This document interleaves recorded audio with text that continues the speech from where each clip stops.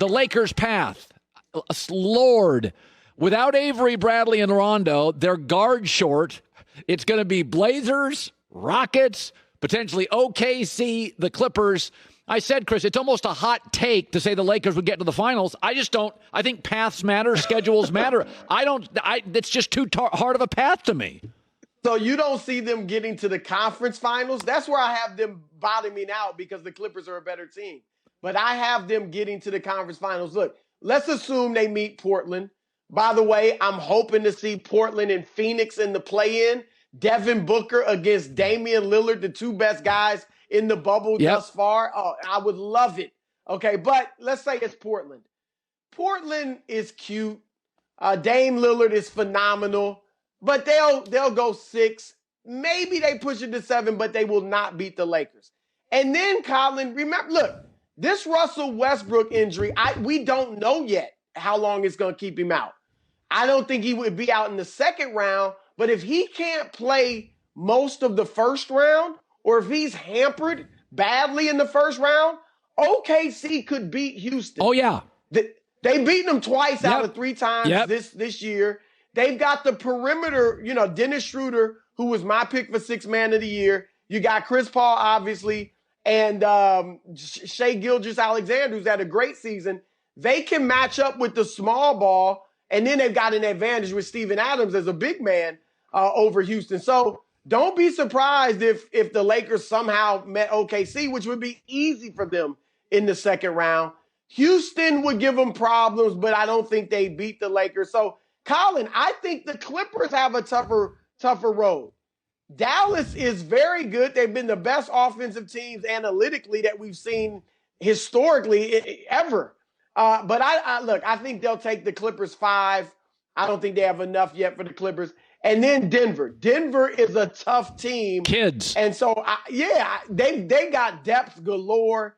They will have some of the same issues as the Clippers, though, in that they've got so many players who have been out. Will Barton, Gary Harris, starters who have been out that they've got to work back in, and then they've got to cut their rotation just like the Clippers do.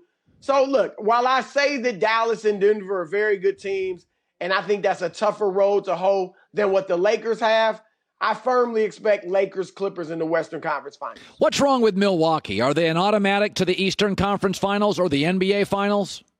They've been my pick, Colin, and I make my official, playoff picks right before they start. I am really leaning toward going with the Raptors now. And I like Boston too, but I think Toronto, they're so tough. They've got the depth and versatility. They don't rely on just one guy, even though Pascal Siakam is their star. They're well coached. Milwaukee, I think a few things. One, down the stretch, and let me throw this out there, 3-4 in the bubble, but 4-8 in their last 12 games. I know that's going way back into March, but still, they were showing cracks before the lockdown even began. I think there's a couple issues. One, at the end of games, as great as Giannis is, and he was my MVP vote, and he will win it, and he deserves it. But at the end of games, teams can box in the paint. And if you keep him from getting to the rim, they pretty much have to rely on somebody else to beat you. Yep. Like, he's not a great jump shooter. We all know that. So now, is Chris Middleton? Can you count on him to beat you, to win it for you if you're the Bucks? Right? How are the role players going to react? And here's the second thing. Now they are the hunted. They are the favorites. It is a lot different playing with expectations than it is when you're the young upstart that nobody expects a lot from, or you haven't yet separated yourselves from the pack. Now that they are the hunted, how's Kyle Korver going to respond? Eric Bledsoe, Brooke Lopez, guys who are veterans but are role players. Now, it could go one of two ways, Colin. What do we always hear about role players? They play better at home. Why is that? Because they feed off the home crowd. Now there's no home crowd. So some role players won't have that boost and play better. Others will because they don't have the away crowd working against them. So it's going to be interesting to see what role players step up. But I am concerned about Milwaukee. and beginning to lean toward Toronto. By the way, the Houston Chronicle just reported that Westbrook is going to miss the first few playoff games and possibly longer. So here's you throw Westbrook and a new coaching staff beyond D'Antoni. You put Harden together, and then you got COVID. They're back a few, and now you have separation. That is not good for Houston. So as Chris said, how long is he out? According to the Houston Chronicle, a first few playoff games and possibly longer. God, Houston can't get a break with injuries. Chris Paul, they can't get a break. By the way, Zion. Now, I'm a quality guy over a quantity guy.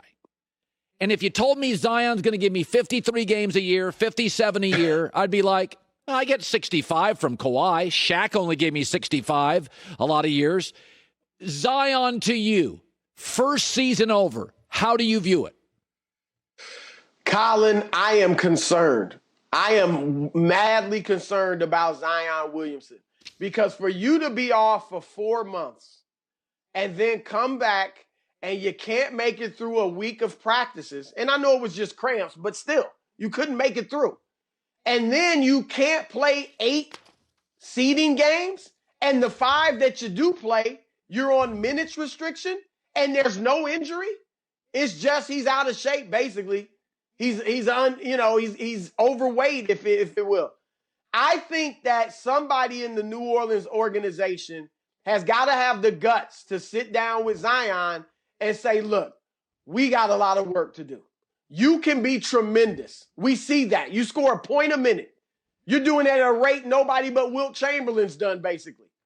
But we've got to be able to keep you on the floor. I think he needs to lose weight. I keep saying it. I know I'm not a doctor, but what do we wait? He hasn't been able to play 3 months straight of high-level basketball in his life. People keep saying we've never seen anything like Zion, so we don't have a comparison to measure it by. What we do see is that he can't stay on the floor.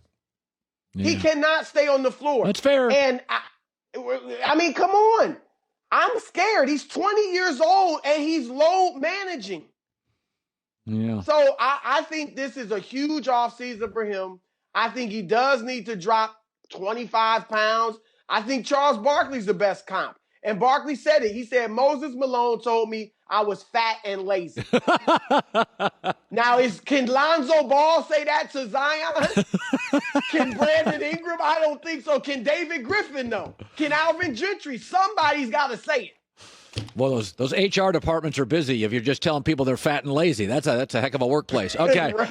I love Dame. That was a different day, right? Yeah, that was a different day. It was. So Dame is amazing. So I said yesterday, he's still got 5 years left of his prime. And I think a lot of Dame, the problem he has, he went to a high school. He wasn't controversial. He goes to Weber State. He goes to Portland, which is geographically remote. They've never even had an all-star game. They don't have a hotel big enough. And he doesn't talk a lot. He lets his game do the talking. And, it's a really good franchise, but, Iverson, Georgetown, controversy, unique style. But I put their numbers up next to each other, and that's with Dame having 4 more prime years, and I'm like, they look the same to me. And people are like, you're out of your mind. Why isn't Are there you more? About to go there? I'm not saying he's there yet, but I'm saying, Chris, it's not that far off. In 3 years, this kid offensively is the best shooter right now outside of Steph in the entire sport. All right, I think there's a lot to unpack there. Number one, and I was talking with a scout in the league about this just yesterday. Damian Lillard and some of these other guys, CJ McCollum. Damian Lillard was never, given the superstar treatment growing up, right? You said it. He went to Weber State. He stayed there 3 years, I believe. And so he can handle the criticism.